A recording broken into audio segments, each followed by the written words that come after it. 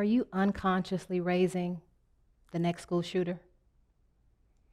As a teenager, I had a few run-ins with the law, here and there. One of those included a weapons possession. But here I am today, many, many years later. I am a counseling psychologist, forensic psychology consultant, Fulbright scholar, and I have 20 years of experience. But what got me here today was not the justice system. It was my connections. Bell Hooks said it best. Rarely, if ever, is anyone healed in isolation. Healing is an act of communion. When I think about what I do every day for a living, people come to me, we gather, we put our heads together to heal.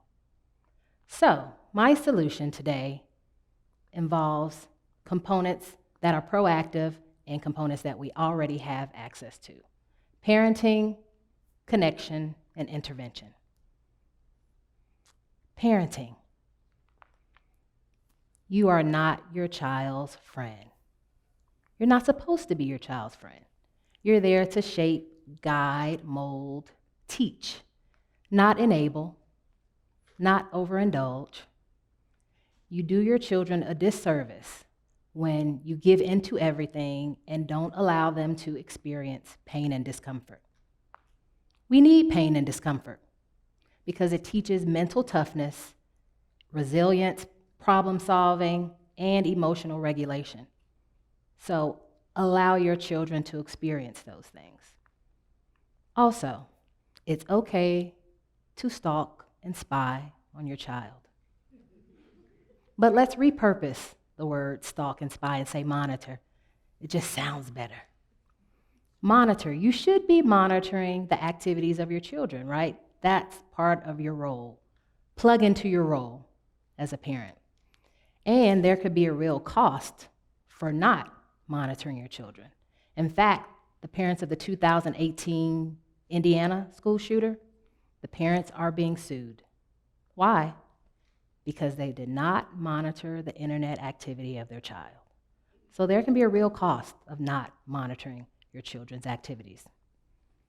Also, mental health. We know that mental health has increased significantly.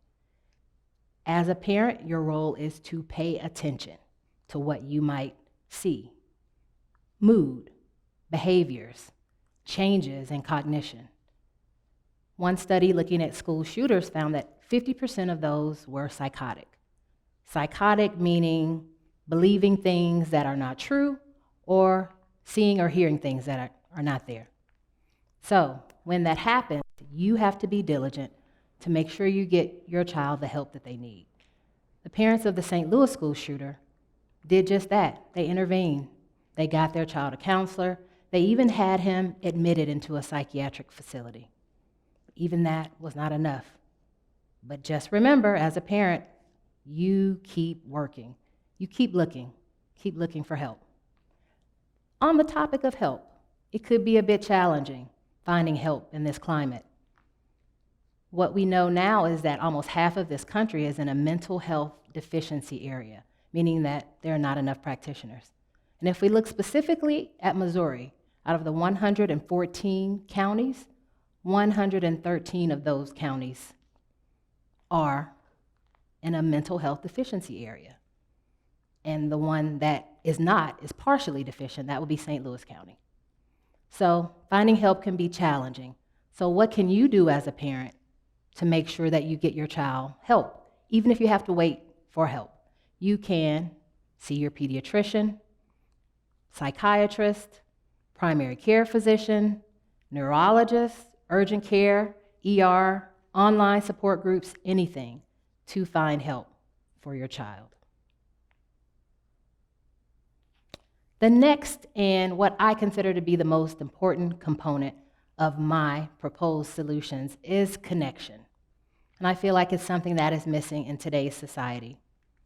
If we look at theories about connection, go all the way back to Abraham Maslow, we know that the hierarchy of needs, I'm sure you're familiar with it, the pyramid, right? Self-actualization. So Maslow came up with this 80 years ago this year. and he places belongingness in a significant place in the pyramid, just right above food, water, and shelter, meaning that belongingness is very important. We could also look at theorists like Bowlby with attachment theory.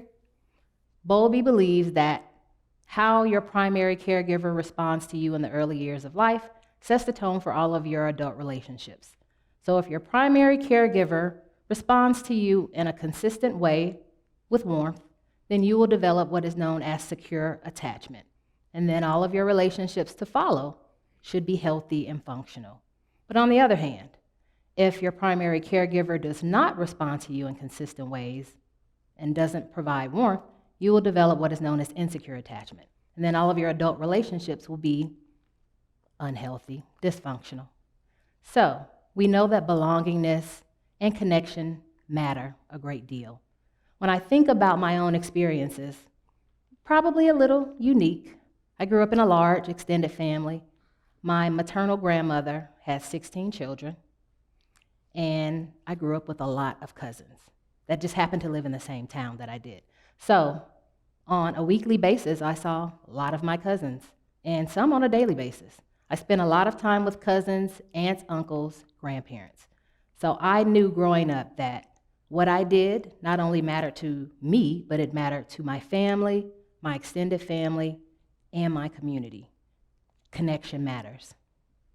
When we look at what we see in society today, it's what I call the culture of unkindness. People are mean just simply for the sake of being mean. Where did it come from? We have to ask ourselves as parents, are you teaching compassion and empathy? If so, how do you know? What are examples that you're teaching compassion and empathy? More importantly, as a parent, are you modeling compassion and empathy? And if so, what are examples of that? Do you speak to others in front of your children in kind ways? You should be able to provide examples. Children should be able to provide examples of that, because that's what it takes to build a society of loving and kind people. I would say that the data says that we are not teaching compassion and empathy to our children. Half of teens in this country have experienced bullying. That means we're doing something wrong.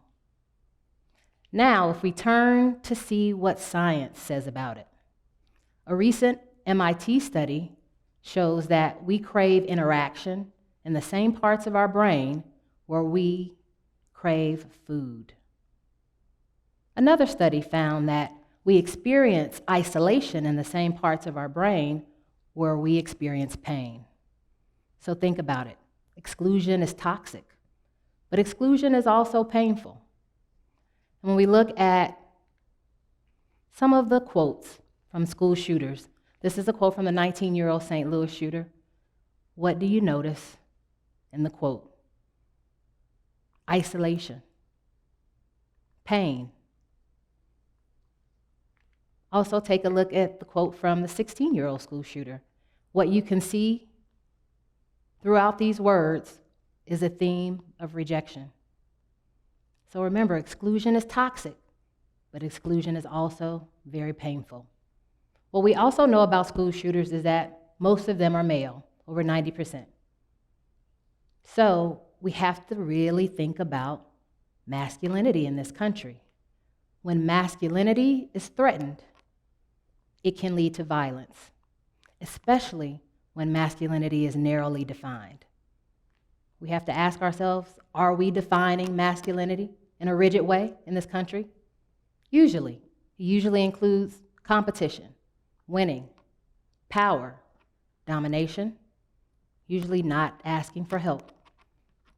All of the things that play into what we see now. So, we have to do a better job of defining healthy masculinity. We have to do a better job of teaching our boys that it's okay to feel sadness, that it's okay to ask for help, and more importantly, that you can solve conflict in various ways, sometimes using words instead of violence.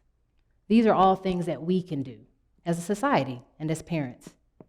Now about intervention. What can schools do? What can teachers do?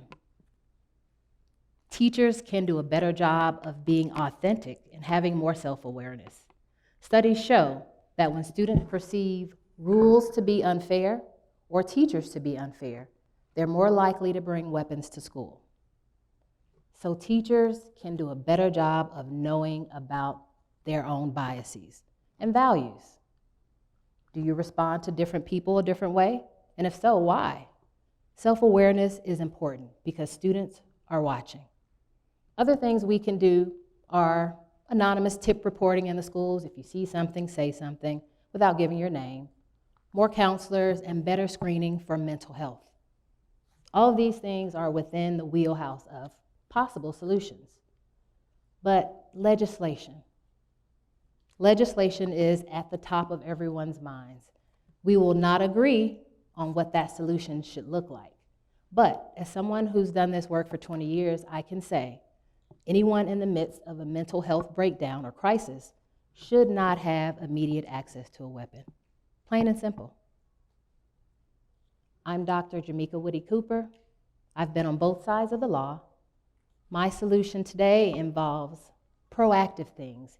Remember, healing is an act of communion. We need to come together, plug into each other in order to solve this problem. And I hope that we can, because I'm tired of thoughts and prayers. Aren't you? Thank you.